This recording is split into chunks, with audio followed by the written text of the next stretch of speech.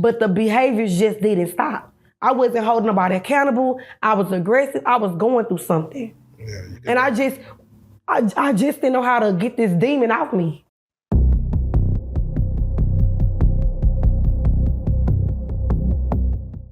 All right, again, all this is shaping you up to who you are and who you become. Of course, you already spoke on the situation that happened that got you incarcerated. A lot of people wanted to know, what kept you in prison while some others got out. And I saw that a lot of the comments were asking about the situation that happened leading up to possible your release. I'm assuming you're like 16, 17, and there was a situation that happens. Can you speak on that a little bit? You came to someone's aid.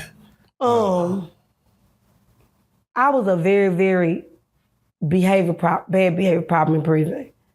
And my first few months in there, I was just fighting. I can't even tell you what was triggering it. I just knew I just became angry in there. And then when I did such a unit, which was getting state school in Austin, outside of Austin, I was over there fighting. So I'm getting put on REPD. It was just a paper trail that I built for myself. So when I made it over there to the facility that my co-defendant was on and other girls I knew, the behavior still continued to go on. But nobody was really explaining to me and telling me that, sweetheart, this is all gonna add up. When they try to release you, this paper trail is gonna hang you in the end. Nobody told me that. Like I said, a ride had taken place with my co-defendant. She had beat a girlfriend up. My other friend had beat up this other girl she was beefing with. It was just a big kid riot. Nobody was the blame of the riot. It was just kids being kids, turning up. And I didn't physically hurt anybody, but they can see on the camera that a few of these girls that's involved in this had a conversation with me. It don't take a rocket science. You knew about what was gonna happen. So they want to know, why didn't I do anything to hold anybody accountable? I ain't telling on nobody.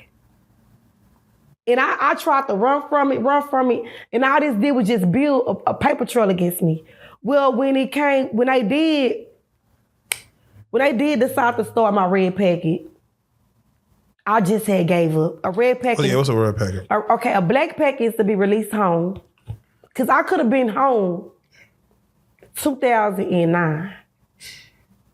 But the behaviors just didn't stop. I wasn't holding nobody accountable. I was aggressive. I was going through something. Yeah, and I just didn't know how to get this demon off me.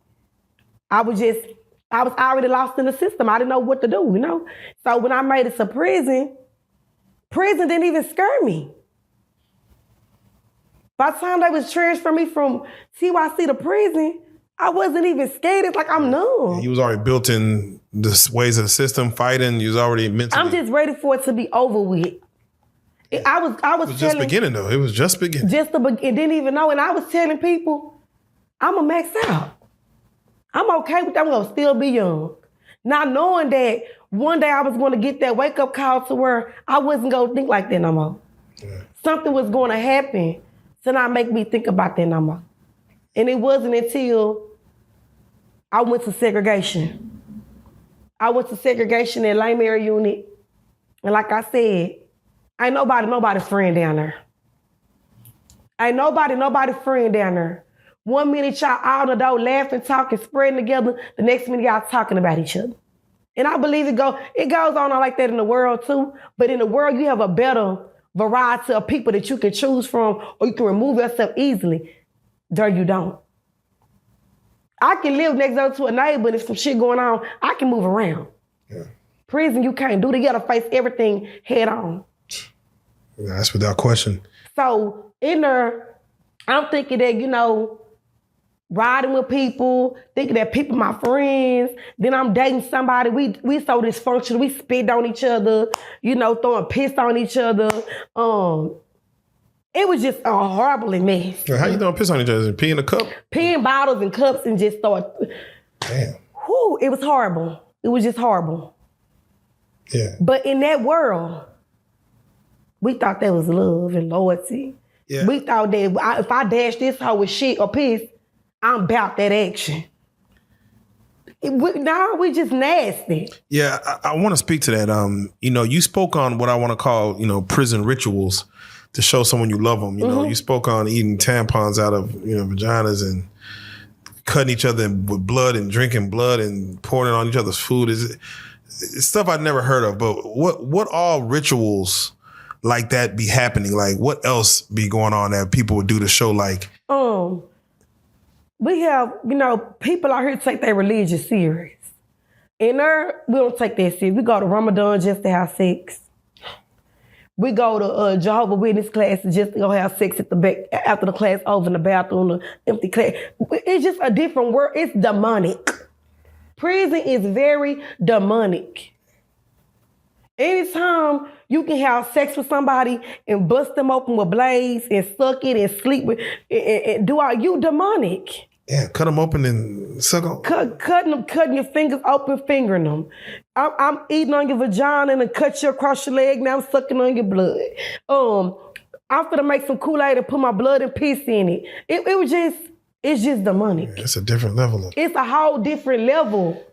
Now, I done saw some freaky things out here in this world. But I ain't ran across nobody that want to do any of that. I ain't ran across that shit.